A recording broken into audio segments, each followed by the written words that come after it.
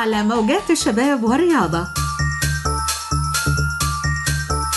لما الشباب يتكلم لازم نسمعه، نحاوره ونناقشه. بس الشباب لازم يتكلم. لما الشباب يتكلم مع انتصار غريب.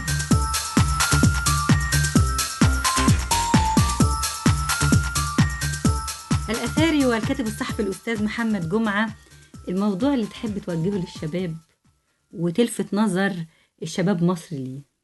والله أنا بتمنى أن شباب مصر يبقى عنده الوعي الكافي أن هو يبقى مدرك لقضايا بلده ويعمل على تنمية بلدنا وتطويرها. بلدنا حلوة قوي في عيون الناس بره.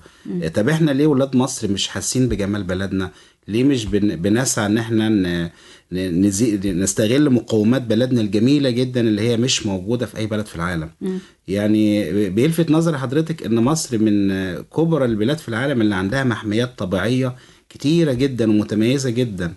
يمكن بتعدي 40 محمية حضرتك. المحميات دي لو احنا استغليناها بالشكل الكويس وقدرنا نطورها هتضاف لسجل التراث العالمي يعني كمناطق جذب. الشباب اللي هو الباحث في المجال دوت يهتم بيه اكتر، ولا الشباب بشكل عام؟ الشباب الجيولوجيين يقدروا يبرزوا لنا المحميات دي ونشد احنا برضو باقي الشعب ان هو باقي الشباب ان هو يزور المحميات دي ويتثقف بمعلومات كفاية عنها ويزورها على الطبيعة. احنا تبقى محور حوار يعني. بالظبط، نعمل رحلات داخلية لشباب المدارس وشباب الجامعات ويزور المحميات دي على الطبيعة. دي هتوصل الشاب ببلده وبمحمياته. بيبقى في تواصل اكتر، ويبقى في ثروات حتى مصر. بالظبط، دي تعتبر ثروات مصر اللي لا تعوض.